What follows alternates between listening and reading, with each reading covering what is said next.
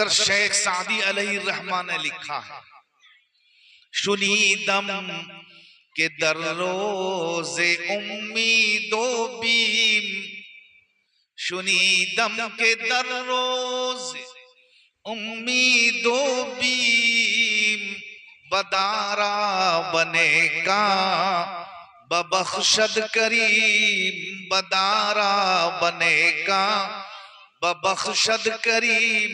फरमाते हैं कि मैंने सुना है अल्लाह ताला क़यामत के दिन बदों की बख्शिश यानी बुरों की बख्शिश नेकों के तुफैल फरमाएंगे, नेकों के तुफैल बदों की भी बख्शिश हो जाएगी क़यामत के दिन। इसलिए कि अल्लाह ताला बड़े रहीम और करीम हैं। हदीस में आता है अल्लाह के रसूल सल्लल्लाहु अलैहि वसल्लम ने इरशाद फरमाया कि 100 रहमतें हैं, एक रहमत को अल्लाह ने दुनिया में उतारा है, एक रहमत, बाकी कितने रहे? 100 से एक उतर गई और कितने रही? 99 अनेसत। एक रहमत अल्लाह ने दुनिया में नाजिल की जिसके नतीजे में रहम और करम, इश्क, मोहब्बत, मुवद्दत, उल्फत, इसके बाजार की कितनी गर्माहट हम देख रहे हैं आए दिन। जानवरों को भी अपनी औलाद से मोहब्बत है, इंसानों को तो छोड़िए, जानवरों को भी अपनी औलाद से, अपने बच्चों से मोहब्बत है। आप देखते रहते हैं, घोड़ा हो, जो भी जानवर, उनके बच्चे से भी उनको मोहब्बत है। आप अगर उनके सामने से उनके बच्चे को वहां से उठाएंगे तो वो आप पर हमला कर देंगे। किस वजह से? अल्लाह ने उनमें रहमत, उनमें मेहरबानी रखी है। और इंसानों का आलम तो छोड़िए, इश्क के बाजार की गर्माहट कितनी है, उसको मुझे खोलने की जरूरत नहीं है। मुझे सिर्फ इतना अर्ज करना है, ये सारी गर्माहट, बाजार की गर्माहट, इश्क और मोहब्बत के बाजार की गर्माहट सिर्फ उसी एक रहमत के नतीजे में और उसके समरे में है जिसको अल्लाह ने दुनिया में उतार दिया। और बस वो एक ही रहमत ही रहेगी, दूसरी रहमत नहीं आएगी। जब एक रहमत के नतीजे में ये आलम है तो आप इसी से अंदाजा लगाएं, हम इसी से अंदाजा लगाएं कि जो आलम, जो जात 99 रहमत के हामिल है, जिसके पास 99 रहमतें हैं, वो कितना बड़ा रहीम और करीम होगा। 70 माओं से भी ज्यादा रहम और करम अल्लाह ताला अपने अंदर लिए हुए। हदीस में आता है कि एक शख्स गुनहगार होगा, जहन्नम के लिए उसको फैसला कर दिया गया, फरिश्ते उसे जहन्नम तक ले जा रहे हैं। इतने में उसकी दोनों आंखें अर्ज करेंगी फरिश्तों से, बोलेंगी। आंखें कैसे बोलेंगी? अगर अल्लाह ताला आंख को बोलने की इजाजत दें तो आंख भी बोलेगी। अल्लाह ताला हाथ को बोलने की इजाजत देंगे तो हाथ भी बोलेंगे, पैर को इजाजत देंगे तो पैर भी बोलेंगे, कान को इजाजत देंगे तो कान भी बोलेंगे, नाक को इजाजत देंगे तो नाक भी बोलेगी, सर को इजाजत देंगे तो सर भी बोलेगा, बदन का हर हिस्सा बोलेगा, लेकिन इजाजत होनी चाहिए अल्लाह ताला। कयामत के दिन ये सब बोलना शुरू करेंगे इंसान के खिलाफ। अब इंसान खुद हैरत में है, ताज्जुब में है, कहेगा हाँ ये सब कैसे बोल रहे हैं? बोलने का काम तो सिर्फ जबान का है, जबान ही बोल सकती है, मगर ये सब कैसे बोल रहे हैं? पूछ रहा है कि किस चीज ने तुमको बोलने की इजाजत दी। पूछ रहा है कि कौन तुमको बुला रहा है, कौन बुला रहा है, कौन सी चीज तुमको बोलने पर मजबूर कर रही है। तो ये बोलेंगे, सब बोलेंगे, अंतक़नल्लाहुल्लज़ी अंतक़ कुल्ल शै। इसका मतलब ये है कि हमें वो अल्लाह बोलने की इजाजत दे रहा है जिसने हर चीज को बोलने की इजाजत दी, यानी उसकी इजाजत से हम बोल रहे हैं, वरना बोलना हमारा काम नहीं है, बोलना जबान का काम है। लेकिन आज जब अल्लाह हमको बोलने की इजाजत दे रहे हैं तो हम बोल रहे हैं इस हाथ से हमने कितनों पर जुल्म किया है, इस कान से हमने कितना गाना टाना सुना है, कितनी गीबत किसी की हमने इस कान से सुनी है। कान बोलेंगे, जबान नहीं बोलेगी। और इस आंख से कितना हमने गलत चीज को देखा है जिसको शरीयत ने इजाजत नहीं दी है। इस्लाम में कोई मकाम और इजाजत नहीं है, लेकिन इसी आंख से हमने उसको देखा है। यही आंख बोलेगी कयामत के दिन। हर चीज, पैर बोलेंगे कि इससे हमने कितना गलत काम किया है और कहां कहां मेले ठेले में हम गए हैं और किसी पर जुल्म करने के लिए हम यही पैर से चल करके गए हैं।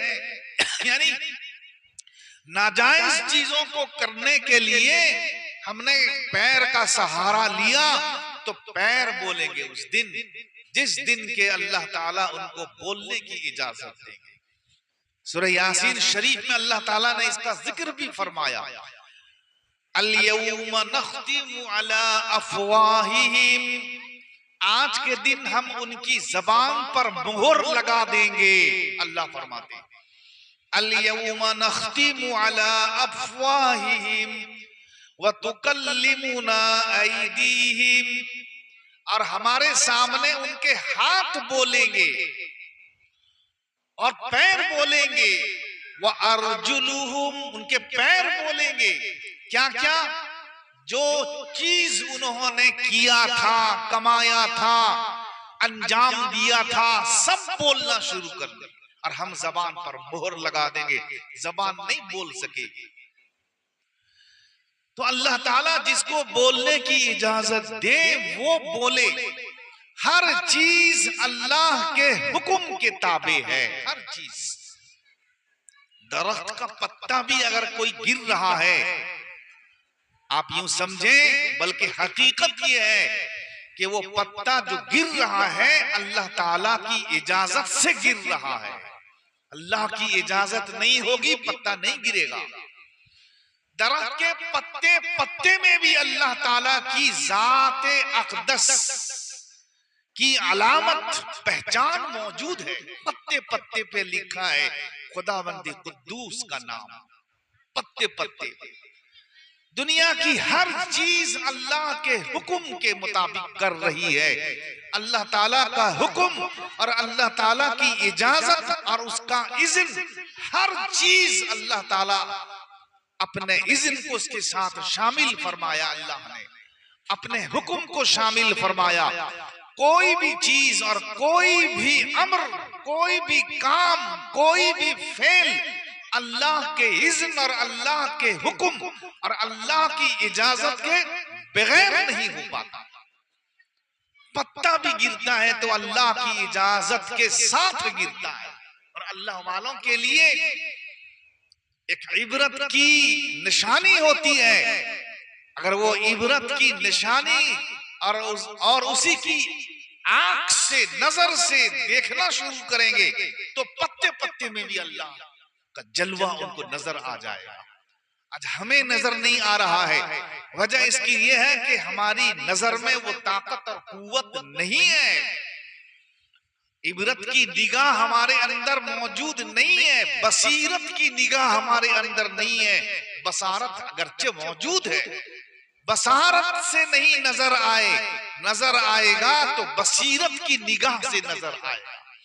जिस दिन हम बसीरत की निगाह डालेंगे तो हर चार जानिब हमें अल्लाह ही अल्लाह नजर आएगा, हर चार। इधर भी तू नजर आया उधर भी तू नजर आया, हर चार जानिब अल्लाह नजर आएगा। लेकिन शर्त यह है कि बसीरत की निगाह से हम देखें। यहां भी तू नजर आया, वहां भी तू नजर आया, हर चार जानिब तू ही तू नजर आएगा। अल्लाह ही अल्लाह, अल्लाह का जलवा। कहा जब मैंने इल्लल्लाह तो बस हू नजर आया, कहा जब मैंने इल्लल्लाह तो बस हू नजर आया। यहां भी तू नजर आया, वहां भी तू नजर आया, निहा भी तू नजर, निहा भी तू नजर आया, आया भी तू नजर आया, निहा भी तू नजर आया, आया भी तू नजर आया। खुदावंदा तेरा जलवा मुझे हर सू नजर आया, खुदावंदा तेरा जलवा मुझे हर सू नजर आया। ला इलाहा इल्लल्लाह। आप हजरात में जोर से पढ़िए, ये कलमे शरीफ का जिक्र है। ला इलाहा इल्लल्लाह मुहम्मदुर रसूलुल्लाह। ला इलाहा इल्लल्लाह मुहम्मदुर रसूलुल्लाह।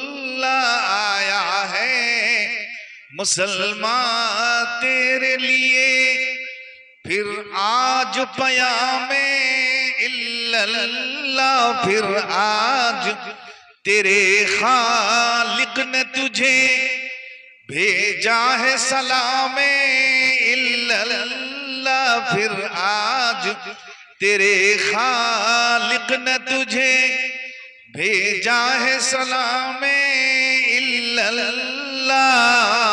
ला इलाहा इल्लल्लाह मुहम्मदुर रसूलुल्लाह। आप हजरात शर्माते हैं, ऐसा लगता है।